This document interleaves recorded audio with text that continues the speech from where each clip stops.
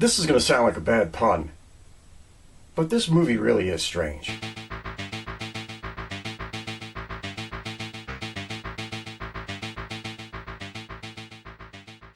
Okay, everybody, today we're going all the way back to 1983 to look at a little bit of a sci-fi thriller, horror, suspense, abduction, feel-good movie? Whatever. We're talking about Strange Invaders. But before we go any further, before we dig into this anymore, once again, and as always, to the trailer. Centerville, Illinois is a nice place to live in. Avon, Cohen. But you wouldn't want to visit there. And you definitely don't want to bring the family. Because the people of Centerville have a little secret they really would rather not share. Well, this is odd. No one has lived in that town since 1958. I know what I saw. You've intruded on a very delicate situation. I led them right to you.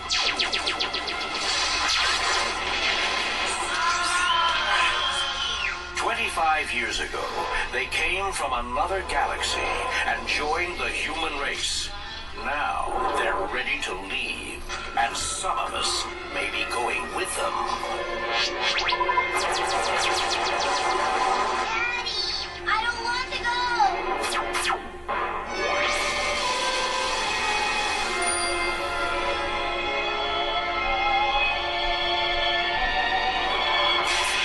Strange Invaders.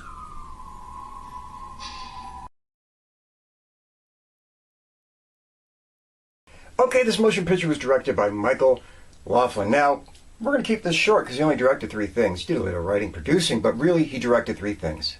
Mesmerized, this, and Strange Behavior. And that's it. Maybe you'll at the end of this say, well, I get why. Maybe not. We'll figure it out. Let's keep moving. Playing Charles Bigelow, the often forgotten but much talented Paul Le Mat.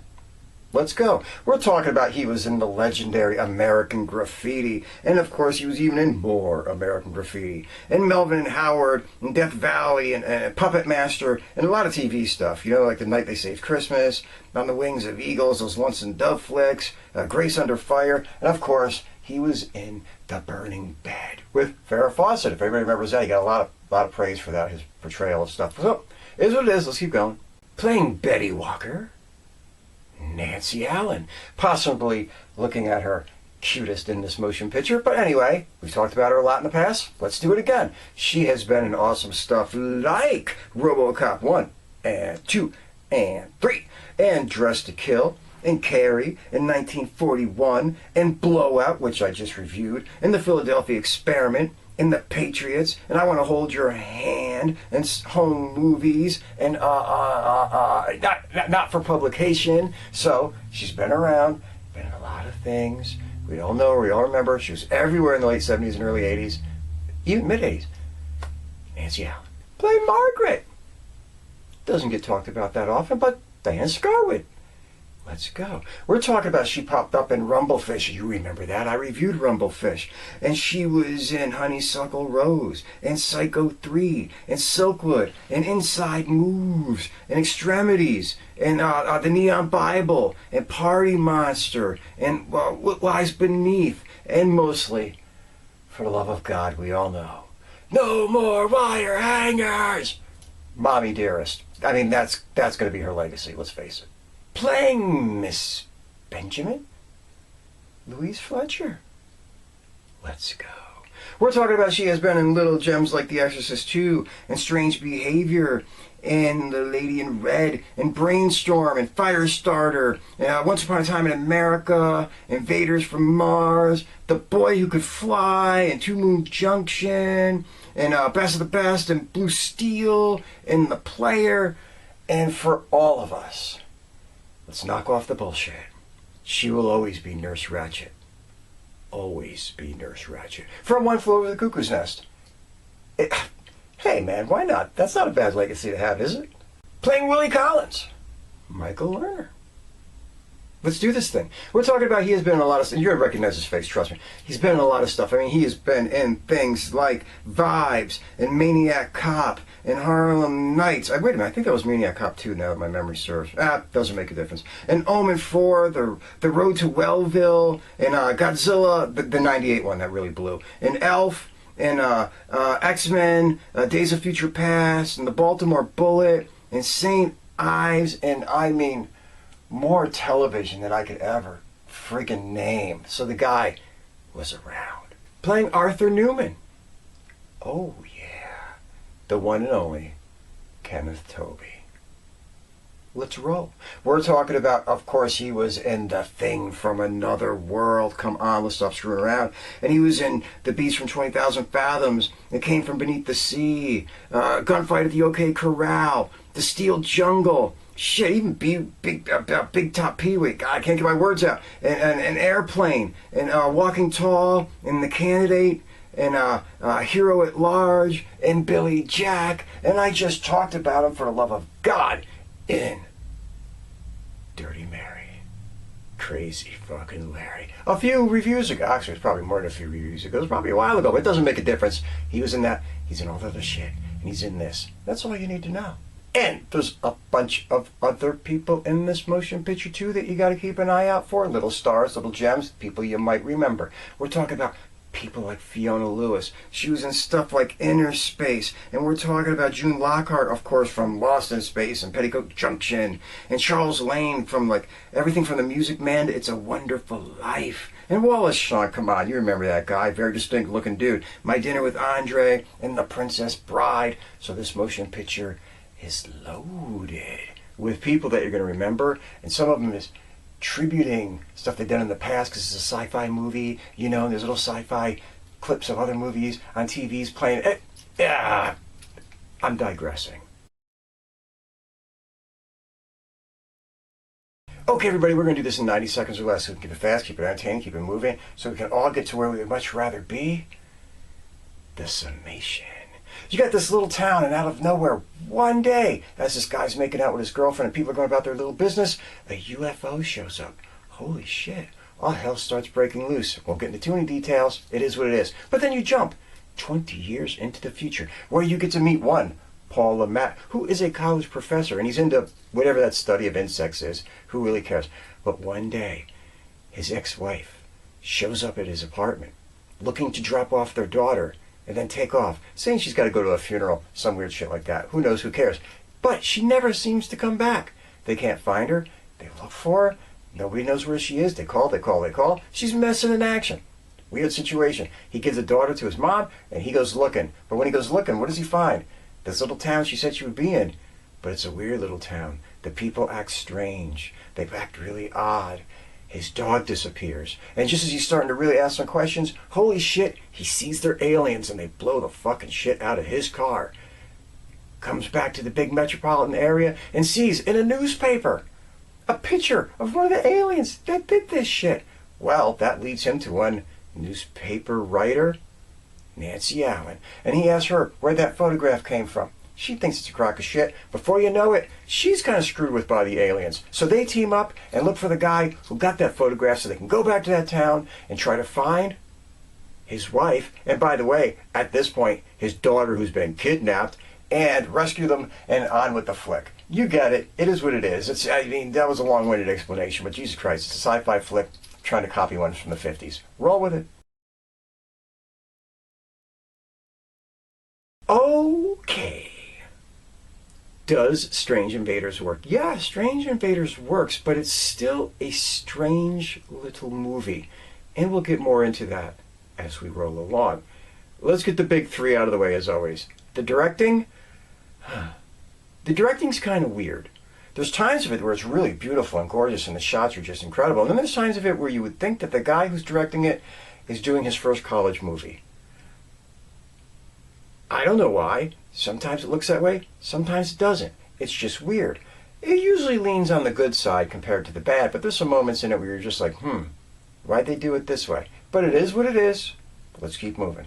The writing, it's kind of corny and hackneyed and everybody's a stereotype, but hey man, with this kind of motion picture, this is what you were going to get, and this is what you knew you were going to get. This is not a shock. Let's keep moving. The acting. The acting again. Sometimes you're like, this is cool. Sometimes you're like, this is very wooden.